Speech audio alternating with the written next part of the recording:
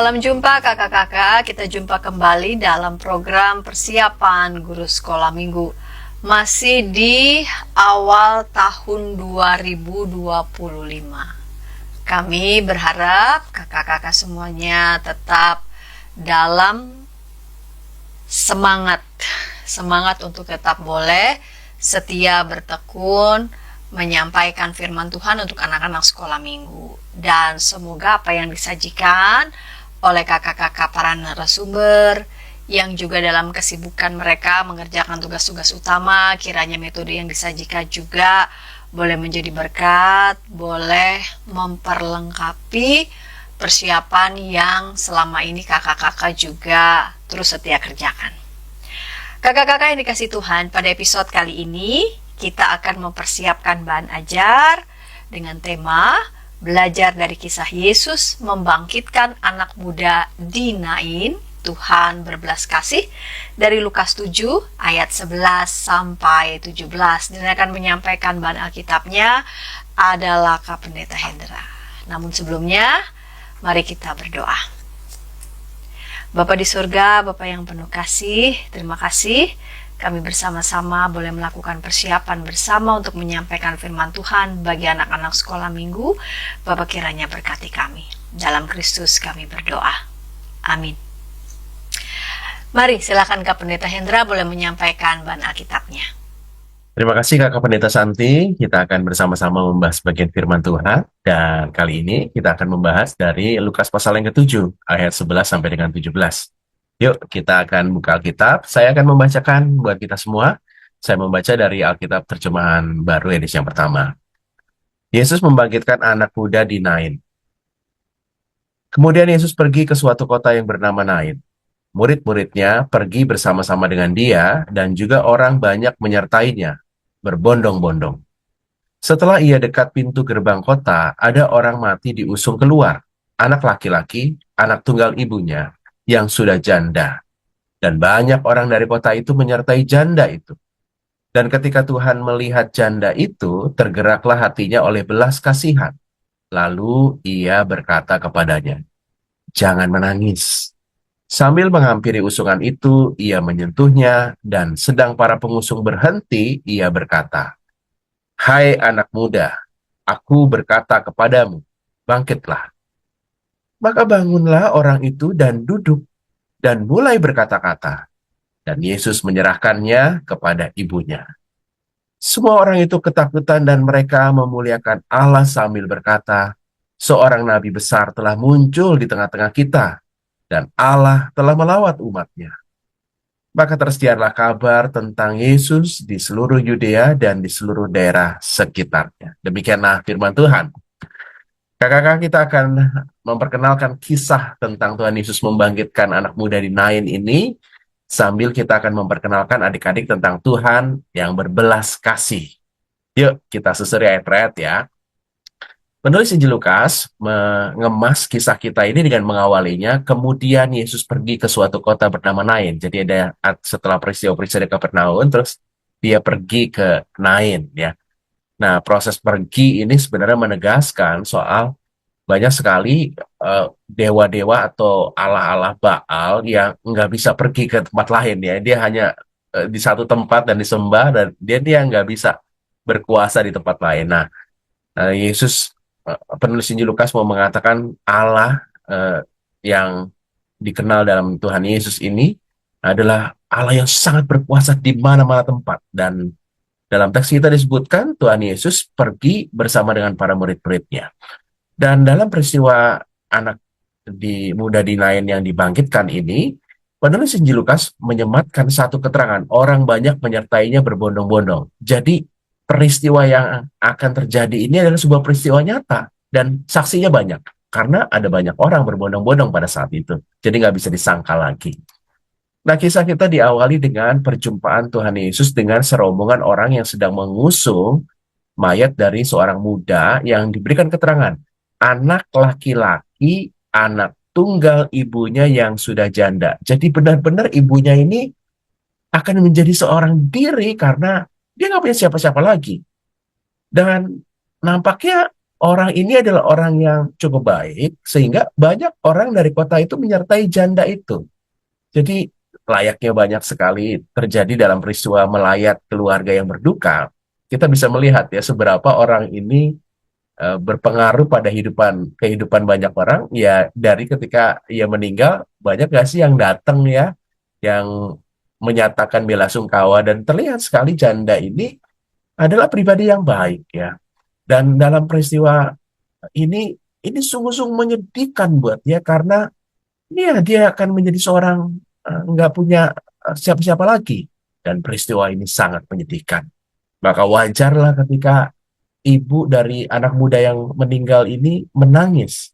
Nah, menariknya, dalam teks kita disebutkan, Tuhan Yesus tergerak hatinya oleh belas kasihan. Kata belas kasihan, splagchnizomai, kata aslinya, itu menunjuk pada isi perut. Ya, ya, ini isi perut yang merujuk pada rahim. Jadi, ini kasih yang rahimi. Ya. Kasih rahimi itu kasih yang ya seperti kasih ibu kepada anaknya yang hanya memberi tak harap kembali. Tak ada sesuatu yang pamrih dalam kasihnya ini. Dan Tuhan Yesus menunjukkan kasih model itu.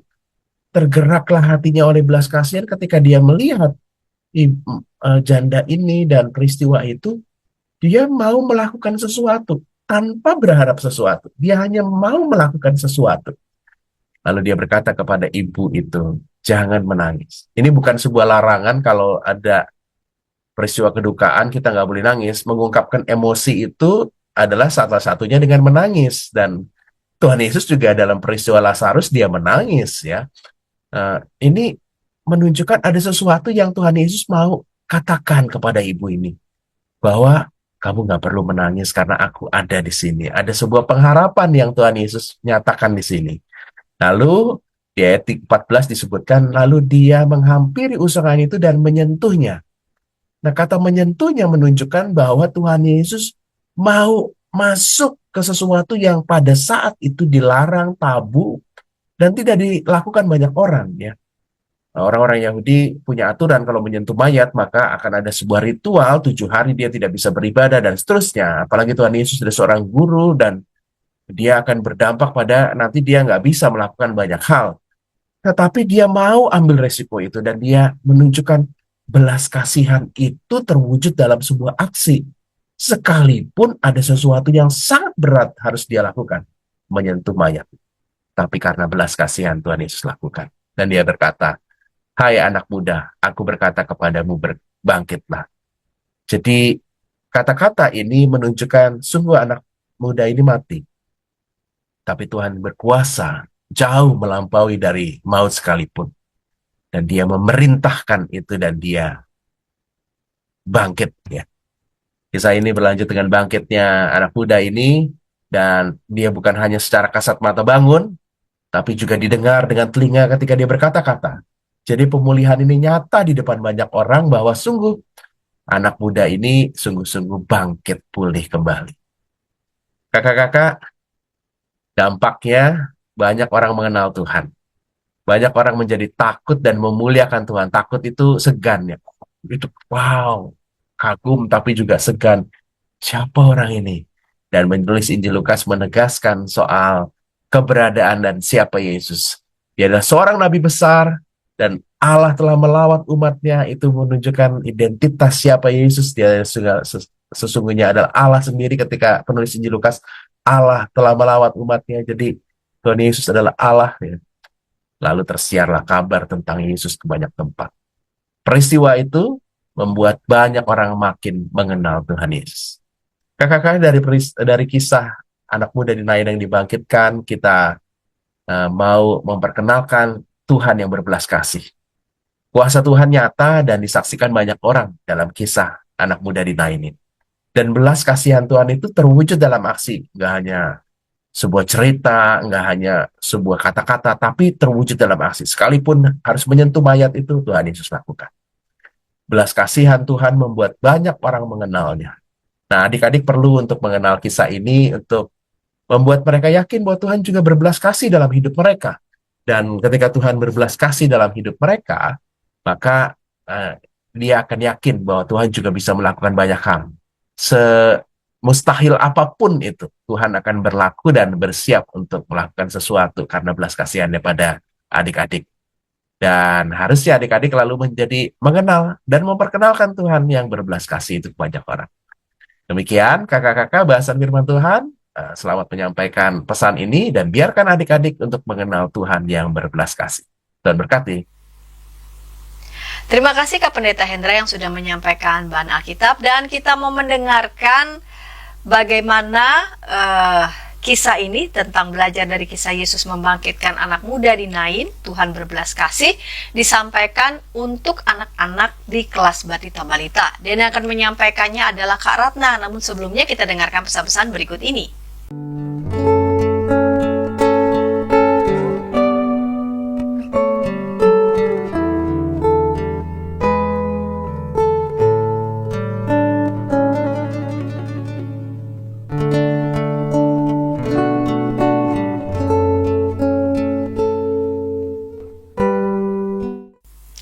Kakak-kakak sedang masih bersama dengan kami dalam program persiapan guru sekolah minggu. Program ini kerjasama Yayasan Komunikasi Bersama dengan Bina Warga.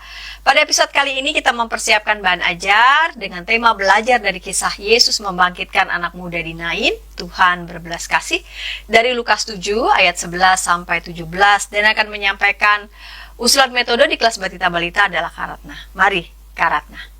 Halo kakak-kakak, kembali kita bertemu. Kita akan membahas bahan ajar Tuhan berbelas kasih. Tujuan pembelajaran untuk kelas Batita dan juga Balita adalah anak mengetahui kisah Tuhan Yesus membangkitkan anak muda di Nain. Dan yang kedua adalah anak dapat mengatakan Tuhan penuh kasih. Kakak-kakak dalam menceritakan bahan ajar ini, kakak-kakak bisa menggunakan beberapa alat peraga. Yang pertama, kakak-kakak bisa menggunakan alat peraga pop-up. Yang kedua adalah dengan wayang-wayangan.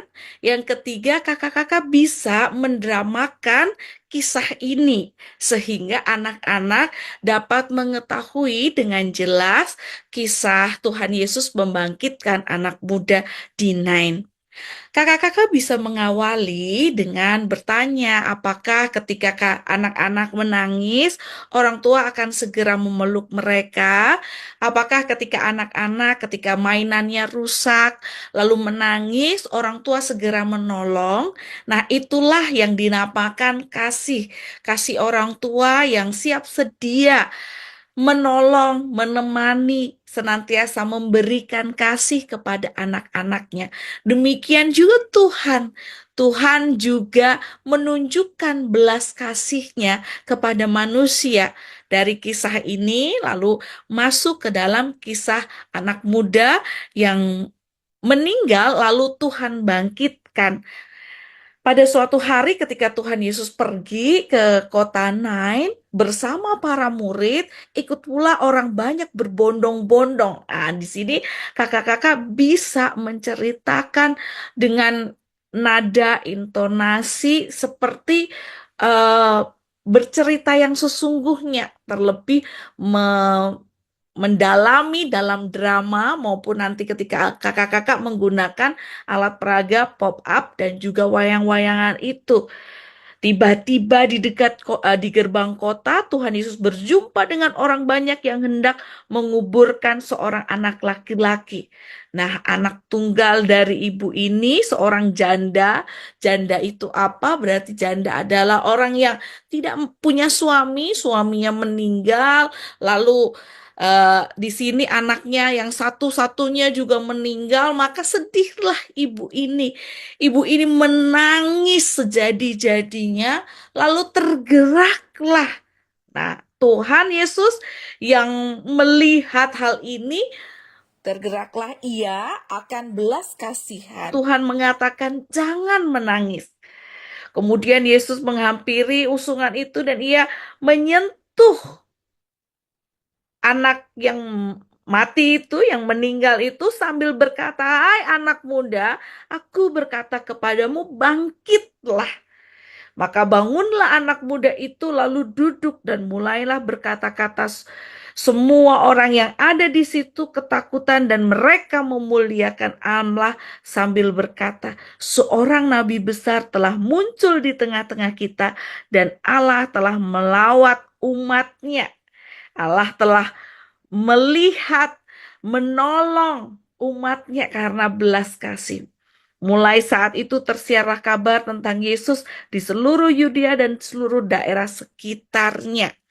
Lalu kakak-kakak bisa menutup kembali bahwa Tuhan juga senantiasa kalau kita menangis, Tuhan juga berbelas kasih kepada kita. Maka ada lagu, waktu aku takut berdoalah, ada air mata berdoalah, minta Yesus hapus air mata, tersenyumlah, tersenyumlah. Jadi kalau kita sedih, kalau kita menangis, kita bisa berdoa dan Tuhan senantiasa menunjukkan kasih-Nya. Tuhan menolong sama seperti orang tua mereka, gitu ya. Karena itu diajarkan oleh Tuhan Yesus. Karena orang tua adalah wakil Tuhan yang menunjukkan kasih-Nya. Maka yang meneladani itu, sumber teladan itu yaitu Tuhan, itulah yang berlimpah kasih, itulah yang memiliki kasih yang begitu besar. Jadi anak-anak di akhir sekolah minggu menyatakan, ayo kita katakan bahwa Tuhan penuh dengan kasih. Tuhan berbelas kasih kepada manusia, kepada saya dan juga adik-adik sekalian, kepada kita semua. Tuhan Yesus memberkati, kiranya kita semua bisa mempersiapkan bahan ajar ini sehingga anak-anak betul-betul mengalami Tuhan yang berbelas kasih. Amin. Terima kasih Kak Ratna yang sudah menyajikan metode pengajaran bagi anak-anak di kelas Batita Balita. Sekarang kita mau mendengarkan usulan metode untuk anak-anak di kelas kecil. Dan yang akan menyampaikannya adalah Kak Biner Kahan. Namun sebelumnya kita dengarkan pesan-pesan berikut ini. Dari gungkungan malam gelap, nyanyikanlah nyanyian baru setiap hari Rabu pukul 12 waktu Indonesia Barat. Dapat Anda nikmati di channel Lagu Rohani YKB TV. Halo kakak-kakak, senang masih bersama dengan kami dalam program persiapan guru sekolah minggu. Sekarang kita mau mempersiapkan bahan ajar dengan tema belajar dari kisah Yesus membangkitkan anak muda di Nain, Tuhan berbelas kasih, dari Lukas 7 ayat 11-17. Sudah disampaikan bahan Alkitab oleh Kak Pendeta Hendra, juga usulan metode di kelas Batita Balita oleh Kak Ratna. Sekarang kita mendengarkan usulan metode di kelas kecil dan yang akan menyampaikannya adalah Kak Biner Kahan. Mari Kak Biner. Halo kakak-kakak sekolah minggu semuanya. Kembali lagi dengan saya Biner dari GKI Cianjur. Saya akan membantu kakak-kakak untuk mempersiapkan di kelas kecil. Ya, baik sebentar. Oke, nah di minggu ini kita akan belajar tentang kisah Tuhan Yesus yang membangkitkan anak muda di Nain, di mana anak-anak akan belajar tentang Tuhan yang berbelas kasih. Ada tujuan pembelajaran di kelas kecil adalah anak mengetahui bahwa Tuhan berbelas kasih kepada orang yang sedih, dan anak mau berbelas kasih kepada orang yang sedih. Nah, ada metode pembelajaran yang saya usulkan adalah itu kakak-kakak mengawalinya dengan membuka pertanyaan tentang mana gambar yang sedih dan mana gambar yang gembira. Kemudian kakak-kakak cari foto-foto yang ada di sekitar kita tentang keadaan atau suasana yang sedih dan suasana yang gembira. Nah, di dalam foto-foto itu itu, maaf ya, di dalam foto-foto itu nanti kakak-kakak bisa meminta pendapat adik-adik, mana gambar yang sedih, mana gambar yang gembira, terus kenapa kok kamu berpikir seperti itu, dan lain sebagainya.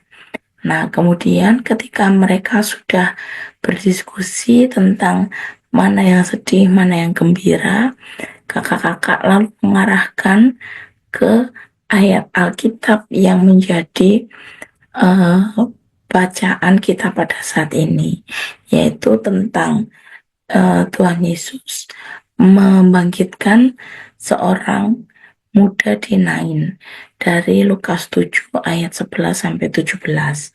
Nah, ini kakak-kakak bisa mengambil video-video atau gambar-gambar dari website. Nah, setelah itu kakak-kakak kemudian mengajak adik-adik untuk membuat komitmen, yaitu membuat komitmen untuk mau peduli, untuk mau berbelas kasih kepada sesama yang sedang sedih.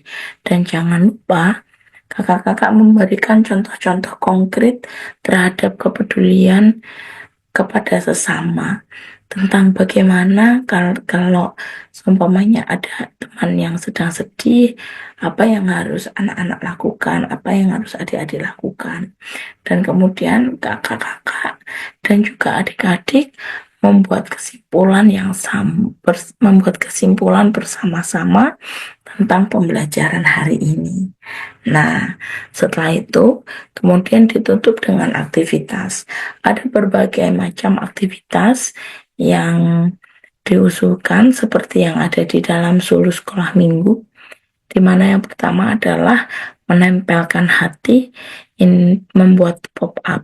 Nah, ini kakak-kakak bisa mencontohnya seperti yang ada di Sulu Sekolah Minggu, atau saya menawarkan kakak-kakak bisa mengajak adik-adik untuk mewarnai cerita tentang Tuhan Yesus yang membangkitkan orang muda di Nain.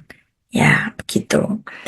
Nah, itu saja kakak-kakak yang dapat saya sharingkan untuk kita semua. Tuhan Yesus memberkati. Terima kasih Kak Binar Kahan. Sekarang kita mau mendengarkan usulan metode untuk anak-anak di kelas besar. Dan yang akan menyampaikannya adalah Kak Felix. Namun sebelumnya kita dengarkan pesan-pesan berikut ini. Dari gungkungan malam gelap, Nyanyikanlah nyanyian baru setiap hari Rabu pukul 12 waktu Indonesia Barat.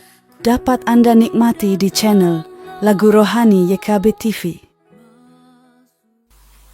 Halo kakak-kakak, senang masih bersama dengan kami dalam program persiapan guru sekolah minggu. Pada episode kali ini, kita mempersiapkan bahan ajar dengan tema belajar dari kisah Yesus membangkitkan anak muda di Nain, Tuhan berbelas kasih, Lukas 7 ayat 11 sampai 17. Dan kita mendengarkan usulan metode untuk anak-anak di kelas besar. Dan yang akan menyampaikannya adalah Kak Felix. Mari Kak Felix. Halo kakak-kakak, kembali berjumpa dengan saya Kak Felix dalam metode penyampaian cerita kelas besar dengan tema Tuhan berbelas kasih. Belajar dari kisah Yesus membangkitkan anak muda di Nain dari bacaan Alkitab Injil Lukas pasal 7 ayat 11 sampai 17. Nah, untuk tujuan yang diberikan dalam bahan kita, yakni anak mengetahui bahwa Tuhan berbelas kasih kepada orang yang sedih. Kemudian anak diajak untuk mau berbelas kasih kepada orang yang sedih. Nah, untuk tujuan yang kedua, saya mengusulkan untuk kita tidak membatasi anak-anak untuk berbelas kasih hanya kepada orang yang sedih, tapi ajak adik-adik untuk mengasihi semua orang, ya, mau berbelas kasih kepada semua orang. Ya, baik yang sedang mengalami kesedihan, mengalami kesusahan, sedang dalam penderitaan, ajak adik-adik untuk mau berbelas kasih. Nah, untuk pembukaan, saya mengusulkan untuk kakak-kakak dapat menampilkan gambar ini. Kakak bisa mengambil gambarnya di Google.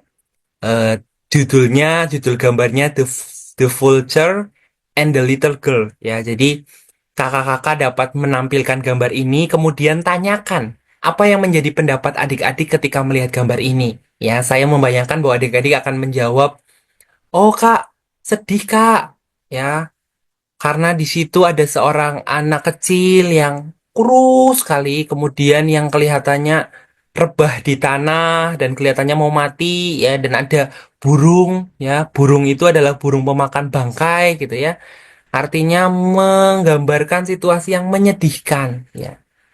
Sungguh kasihan melihat gambar ini, ya. Coba gali apa yang menjadi pendapat adik-adik, ya. Kemudian kakak-kakak dapat juga membahas setiap pendapat yang telah adik-adik utarakan dan mengaitkannya dengan situasi lain sehari-hari. Misal ketika melihat pengemis di jalan, apa yang adik-adik rasakan, apa yang adik-adik alami ketika melihat orang yang kesusahan di jalan, ya. Nah, baru masuk ke dalam cerita, kakak-kakak. Ya, ceritakan bahwa pengalaman kesedihan juga dialami oleh seorang janda di Nain, ya, yang anaknya meninggal dalam bacaan kita. Ya, dan diceritakan bahwa ketika Yesus bersama dengan para muridnya dan orang banyak sedang berada di dekat pintu gerbang kota Nain, Yesus melihat ada seorang anak yang mati diusung orang banyak, ya, dan ibunya, ya, janda itu ada di dekat anak itu. Ia sedang menangis di sana. Dan melihat kejadian itu diceritakan dalam bacaan kita, tergelaklah hati Yesus oleh belas kasihan. Hal inilah yang mendorong Yesus untuk berkata kepada si janda itu, jangan menangis, ya. Bahkan Tuhan Yesus bukan hanya menyuruh si janda itu untuk tidak menangis, tidak bersedih, tapi Yesus mendekati anak itu, anak yang mati itu, kemudian menyentuhnya dan berkata kepada anak yang telah mati itu, "Hai anak muda, aku berkata kepadamu, bangkitlah." Dan seketika itu juga, kakak-kakak, anak itu bangkit dan mulai berkata-kata. Ya. Dan ketika anak itu bangkit, orang banyak yang melihat kejadian itu saat itu, kemudian mereka ketakutan. Ya, ketakutan di sini bukan ketakutan yang menyeramkan ya, tapi ketakutan karena takjub dan kagum akan apa yang dilakukan Yesus. Ya, kemudian mereka memuji dan memuliakan nama Allah dan tersebarlah tentang apa yang telah Yesus lakukan kepada anak muda di Nain itu. Nah, kemudian aplikasinya, kakak-kakak dapat mengatakan bahwa sama seperti Tuhan Yesus telah berbelas kasih, ya, kita pun dipanggil untuk berbelas kasih kepada sesama kita, ya. Kemudian ajak adik-adik untuk berbelas kasih melalui prinsip 3M, ya. Jadi yang pertama melihat, M yang pertama melihat, ajak adik-adik untuk melihat situasi di sekitarnya, realita yang mereka lihat sehari-hari seperti apa. Kemudian yang kedua, adik-adik diajak bukan hanya melihat, tetapi mau merasakan, mau ikut merasakan apa yang dialami orang-orang di sekitarnya. Dan M yang ketiga, ajak adik-adik bukan hanya melihat dan merasakan, turut merasakan, bukan hanya itu, tapi ajak adik-adik juga untuk mau melakukan sesuatu. Ajak adik-adik untuk mulai memikirkan, ya, kira-kira hal apa yang bisa aku lakukan untuk menolong, ya, orang yang sedang mengalami kesusahan, yang sedang sedih, yang sedang dalam penderitaan, ya. Ajak adik-adik untuk melakukan belas kasih dan mewujud nyatakannya dalam tindakan nyata, ya. Jadi 3M ini menolong kita untuk dapat menjelaskan secara sederhana kepada adik-adik tentang bagaimana berbelas kasih itu. Dan kemudian akhiri dengan aktivitas, ya. Aktivitasnya saya mengajak kakak-kakak untuk mengajak adik-adik untuk membagi kelompok. Kemudian di setiap kelompok akan dibagikan kertas koran, dan di sana ajak setiap kelompok untuk mencari gambar peristiwa yang menyedihkan, yang memprihatinkan, yang mereka dapat dari koran itu. Kemudian ajak mereka untuk menggunting gambar itu, kemudian menempelnya pada sebuah HVS, untuk akhirnya mereka membuat poster untuk ajakan peduli, ya sesuai dengan gambar peristiwa yang dipilih oleh kelompok ya. Jadi ajak mereka untuk eh, membuat poster untuk mengajak orang lain peduli ketika melihat peristiwa yang ada dan yang telah mereka tempel di dalam HVS itu, gitu ya. Dan kemudian akhiri dengan ayat hafalan dari Yakobus 3 ayat 17.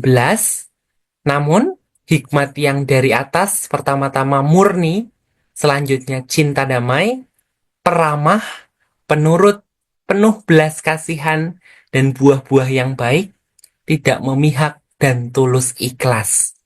Nah, itu kakak-kakak.